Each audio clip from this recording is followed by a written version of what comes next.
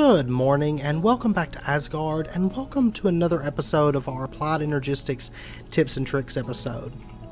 So I want to go ahead and start off this episode by saying that I do apologize that it's coming out later than intended.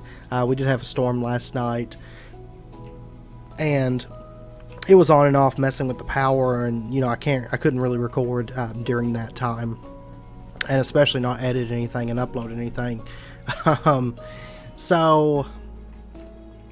Today we're going to be covering a couple topics that were mentioned in comments over the course of the last couple episodes. Starting with automating some of the machines from Mekanism. We'll briefly touch on that. The only one that's really kind of a pain is the metallurgic infuser, because it does take multiple inputs, and the way Mekanism's set up, it's kind of a little bit more of a mess to set up than other machines. Then after that, we're going to cover multi-machine processing with Applied Energistics, because it's something that's really powerful, especially if you want to mass produce things. Because I know, like me personally, when I go and I want, say, for whatever reason, 1,000 vibrant alloys, if you only have one machine set up to handle that, it does take a really long time for that one machine to process everything. So let's go ahead and dive in. We'll cover the Mekanism stuff first. So generally, with the majority of the Mekanism things, you can set them up like a standard machine. Have your interface facing the back of the machine, go to your side config, make sure and set your back to input here, and go ahead and set auto eject to on, set the output. We'll go ahead and change these because we're not going to use these, so you get a better idea. So we're going to input it in the back, output on the bottom, and make sure and turn your auto eject to on. Mekanism does prefer it that way from my experience. And so your interface is going to feed here and pump out the bottom. And so I've made a recipe here for compressed diamond using 1 diamond, and it makes the compressed diamond. So if we were to go in here and tell it to make us one of these, you'll notice it gets pumped in here and it's processing. So, and I do apologize, I've had kind of a cough the last couple days, so oops, nope. And so it puts it in there. So fairly easy, pretty standard to automate that. However, the metallurgic infuser is a bit more of a pain, because if we throw one down here, you'll notice that it has, it has its input that goes here, but it also has this infusion area, items that go right here, and then of course it's going to need an output. So to automate these, what I generally do, now I will say sometimes I'll set up multiples of these, like one for each material, but you can do it with a single one. That's not a problem either. So we'll just quickly set up one. We'll go ahead and set up our auto eject to on, and the way I usually lay this out is we'll go ahead and have our output out the top. So whenever items get finished, of course they pump out and back into the interface, and then we can set up our input as, say, this back slot here, and then our infusion to purple, which infusion is going to be, of course, these items here on the left. And then what I'll usually do is, if I want to just run it through one machine, we don't have to worry too much about filters or anything. So we'll set up a recipe here.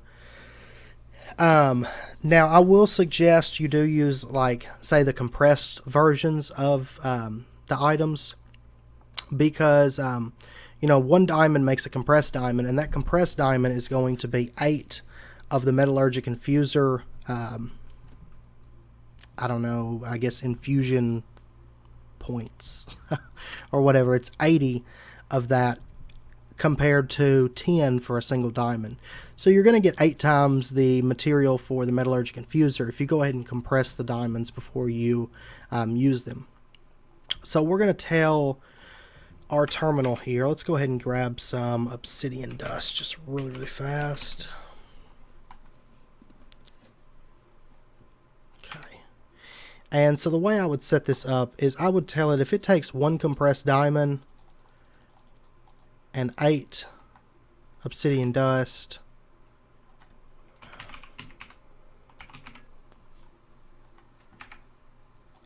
that it's going to get 8 refined obsidian dust. Now you could set this up to only make one at a time if you wanted, but if you do that, I do suggest you make multiple metallurgic infusers and have one that covers the diamond material, one that covers redstone, one for obsidian, and one for coal. So just because otherwise you're going to end up with leftovers in your machines, and it's kind of a hassle because it does stop it up when it tries to craft things. But I just tend to use, do 8 times the recipe. So it's going to make 8 at a time. We'll grab that, throw it into here. And then if we give this say obsidian dust here and tell it to craft some of that refined obsidian, you'll notice it threw that 8 obsidian dust in there and 1 compressed diamond, and it's crafting that for us. So, and there it went, it just got pumped out, and it's now in our AE system. So in my opinion, that's about the easiest way to automate it. Nothing that I recall anyway that could be an infusion can go into the input slot and vice versa. So it's not too big of an issue just to leave it filter free. So because it's not going to be able to input anything that won't work in a recipe. So just a heads up there. And that pretty much covers, the metallurgic infuser is really the only difficult, not really difficult, but more of a pain as far as automating goes with Mekanism. And so next up, I want to quickly go over multi-machine processing and also stocking Sagmills as well. So we'll go ahead and cover the Sagmills really, really quickly. Let's bring this just over. Okay. What we can do is, let's set up an interface here.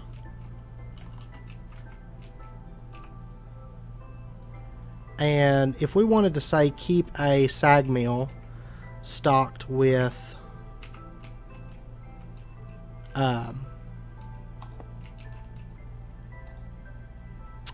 the dark iron balls, or the dark steel balls, sorry, what we could do is we could grab, say, some of these, and say we taught our system how to make the dark steel balls. So let me actually throw a recipe in here really, really quick.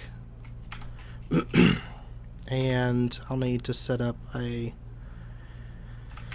molecular assembler over here. I don't think I have one anyway on this build. No. Okay. So we'll just bring this out. Let me grab those, and we should be good. Oops. Okay, so let's say we wanted to teach our system to take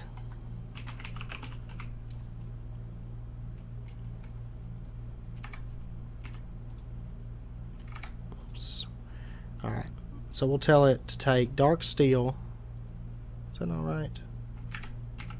Or is it electrical steel? I apologize.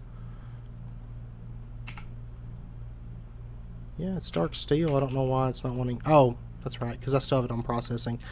My bad. I'm totally derped right there. So we'll throw this recipe in there. So our system now knows how to make the dark steel balls. And throw some dark steel in there so it's got that. And let's grab a crafting card. So there's no dark steel in there at the moment, but if we were to set up, say, a crafting card here and tell our system to always keep 64 dark steel balls in the interface, and then we set this up to say push-pull, it's going to take those dark steel balls, and you notice it's crafting more of them. It actually went through all of our metals. No, it didn't. Oh, never mind. It's because there's 64 right there, so it's not really a problem. So that way we can keep this sag mill just full of dark steel balls for breaking down our ores and stuff better. And you can do the same thing with flint.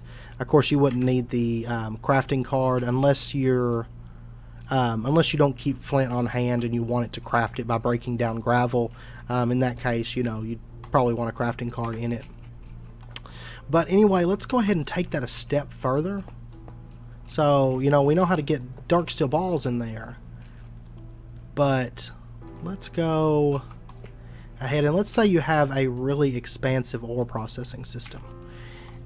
And you could have your ore get processed before it goes in the system, but then you run into the issue of, say you have your ender chest set up and you're out mining and you just throw your ore into the system, and you want your ender chest connected directly into the system and whatnot.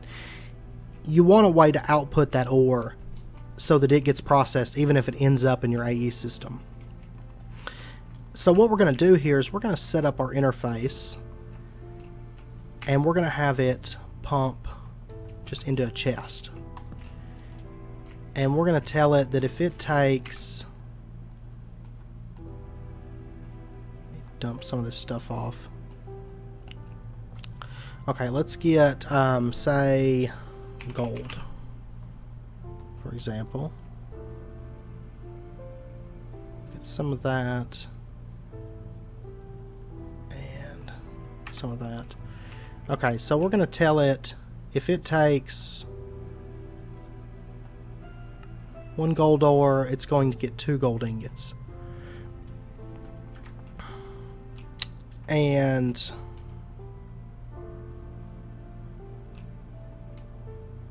or no, wait a second, sorry.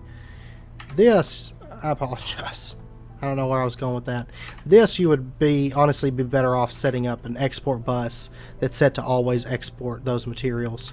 What I was actually wanting to do, I do apologize, is let's set up a recipe here and say nether quartz makes nether quartz dust.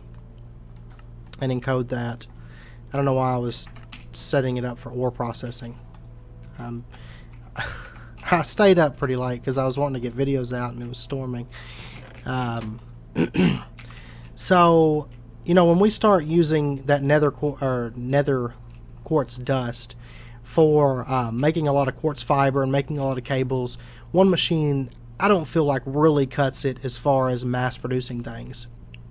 So what we can do is we can have that pump out into this chest, and then what we can do is we can just set this to extract and round robin, and then what we can do is we can set up as many sag mills as we want.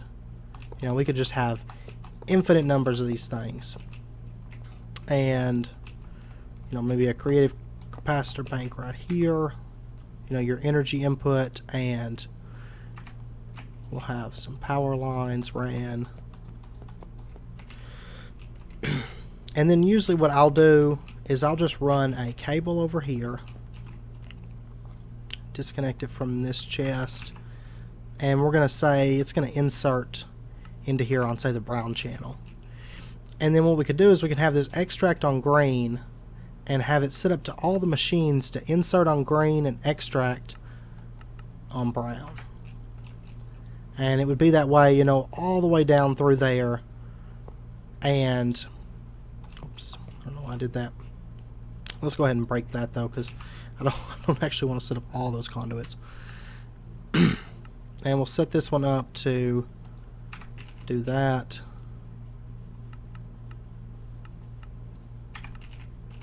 and that.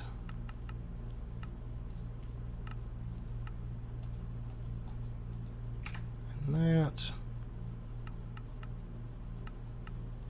And that. Okay, so now if we wanted to say order, let's run over here and let's tell it that we want 50 nether quartz dust. Now if you notice, it's going to get pumped out and it is getting evenly distributed between all these Sagmills. So with just say 5 Sagmills, you're going to get that however much, 40 nether quartz dust. You're going to get that like 5 times faster, you know, having this set up. And you could put speed upgrades in this. You could expand this. You could have anywhere between 5 and 300 Sagmills, depending on how big your setup is, and all only using one channel and only using one recipe, and then evenly distributing your items to be crafted or broken down in this case. And that works for a lot of machines, you know, that are just going to take things, break them down, or cook them and whatnot. However, alloy smelters are a little bit different, because with alloy smelters, of course, you're going to have, in some cases, say, you know, Invar, for example, it takes 2 iron and 1 Invar. So if I just had this set to round robin, it would maybe put an iron here, an Invar over here, another iron, Invar, and so everything would be all out of whack when it went to try to cook those metals. So generally what I'll do for that is I'll set up an interface right there, and in this case use the thermal expansion induction smelter. The Ender IO machines don't like to play nice with the interface when there's multiples of them set up. And so what we're going to do is we can take and set up induction smelters all the way around this if we want. So at best, you know, we can have 5 of these set up to a single interface. And then what we'll do is we'll just go ahead and break some of this ground here.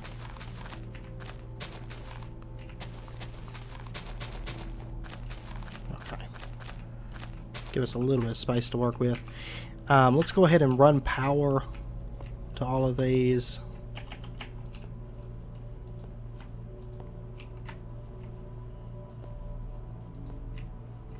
And just like this. Okay. And then we'll set up item conduits. And what we're going to do is we're going to set up each of these machines. And this one, say, is going to input at the top, and it's going to extract out the left side. And then this one will input, always face the interface. Then we're just going to output out the bottom. So that should be all connected. And then, say, this one is going to input out in the back and output, say, there we go, out the bottom. And then this one will input, we'll go bottom again. And we'll bring our conduit up. And then this last one we're going to say input in the bottom, output out the side. And then what we'll do is we'll just bring this around. And what I would suggest doing is just set yourself up a chest here, say right there, set this to insert, and then what you'll want to do is just put an import bus. Oops, I don't want that.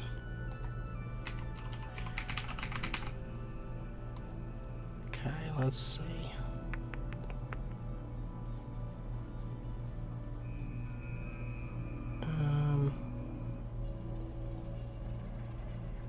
Export input. Okay, and just put yourself an import bus on this chest. And the reason I do that instead of putting it into the interface is, for one, you know, the interface is covered in just machines. But also, Applied Energistics has this weird issue where, you know, if I was to input that straight into the interface and it could fit into one of these induction smelters, so for example, energetic alloy, it might try to put that energetic alloy right into those induction smelters because it would fit and it could make something with that. It's kind of like a bug because it doesn't really have the recipe ongoing at the moment, but it can happen. So I'd usually just use an import bus for that. And then what we could do is we could say, set up a recipe over here and say, if you take energetic alloy and ender pearl, you're going to get vibrant, or vibrant alloy. And let's throw some junk in there. And we'll encode that. We can throw that on the interface. And now if we were to come over here and say order... Oh, before I do that, sorry. Make sure, go in your ME interface here, and before you start ordering things, go ahead and click this and set it to blocking mode. To not push craft items if the inventory contains items. So what that's going to do is it's only going to keep one of each item, or, you know, enough to make one of the alloy in each machine, so that way it doesn't fill up just one machine before it moves on to the next one. And then what we can do is we can come over here and we can order, say, we want 50 vibrant alloy. And you'll notice all of these have kicked on, and they're all getting one at a time materials, and as they work their way through all of that. And that way it doesn't overload one machine if you have like smaller amounts of crafting, you know. And so we're getting vibrant alloy in at a fairly good rate, I'd say. It's all getting pumped into this chest here and working its way into our system. So that pretty much covers, you know, multiple machines, you know, the Sagmills and stuff like that. Anything that doesn't take specific counts of items and multiple types of items is a lot easier to set up. So in the case of the Sagmill, you know, we could have tons of these with just one interface and it wouldn't be a problem. These you're kind of limited to run 5 on, but I feel like 5 is actually not a bad number because you know, you could have 5 here for this alloy and 5 here for that alloy. And if you really need more machines, you can always set up multiple interfaces with the same pattern, and they should be able to cross-connect and craft from both of them. And lastly, one last thing here.